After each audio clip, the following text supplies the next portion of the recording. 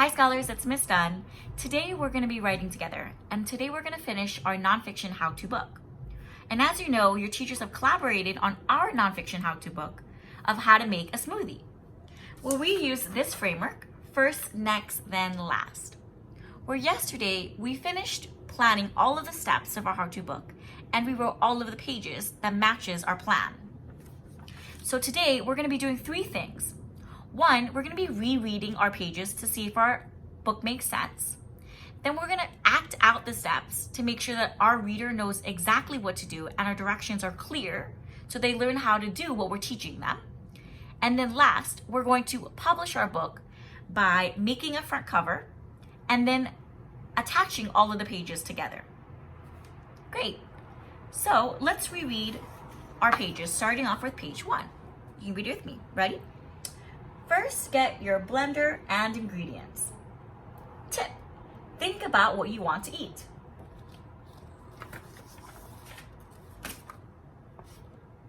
Next, you put all the ingredients in the blender.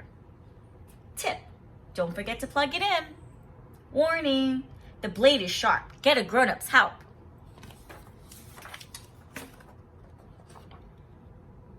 Then you blend it. Tip: don't forget the lid. Last, you pour it into a cup and drink it. Tip: use a straw. Great. Now that we're done rereading our pages and it makes sense and we have pictures that match each step of our how-to book, we are now going to act out our steps. So I've invited my fiance Stu to act out the steps as I read our how-to book. Great, let's get started. First, gather your blender and ingredients. Tip: think about what you want to eat.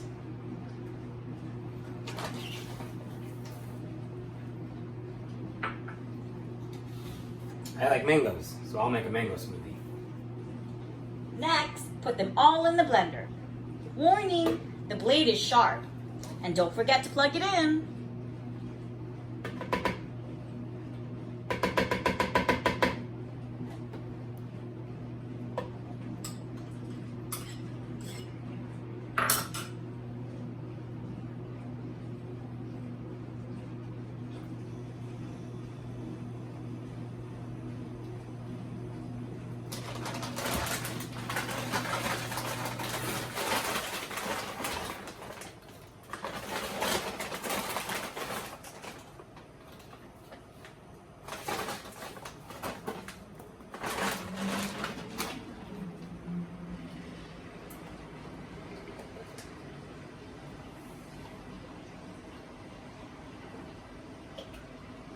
Then blend it.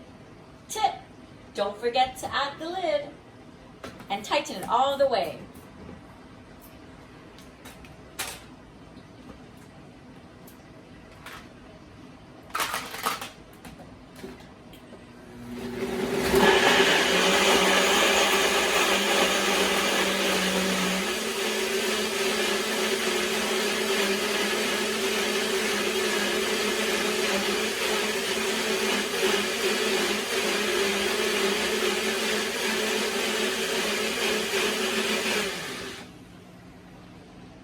Last, pour it into a glass and drink it. Tip: use a straw.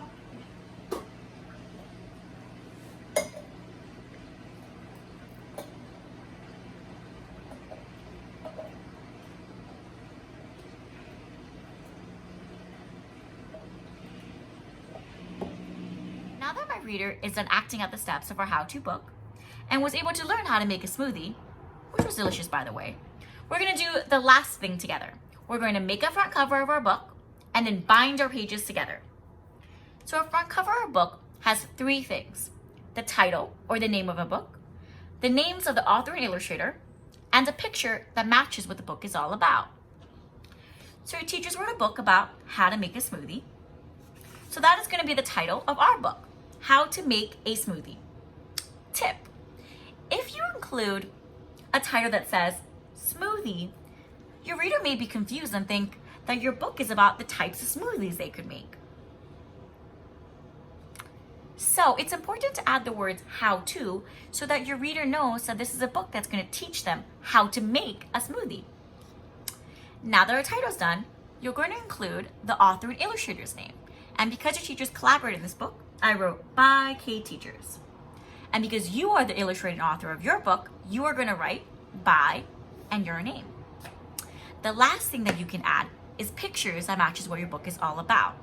And pictures may also help your reader want to be interested in reading your book. So we included a picture of a smoothie and the ingredients that we use to make a smoothie.